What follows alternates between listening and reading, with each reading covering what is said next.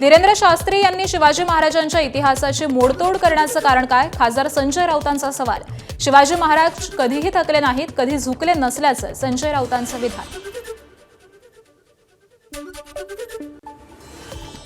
हे जे काही महाराज वगैरे आणतात हे लोक, हे नवीन हिंदुत्वात सुरू झालेल्या लोकांचा आणि नवीन इतिहास लिहितायत किंवा बदलतायत, तेव्हा राज्याच्या मुख्यमंत्र्यांनी त्यांना थांबवायला हवं किंवा सरसंघचालकांनी त्यांना रोखायला हवं होतं आणि त्यांना महाराष्ट्राच्या भावना, इतिहास याबाबत जाणीव करून द्यायला हवं। एबीपी माझा, उघडा डोळे बघा नीट।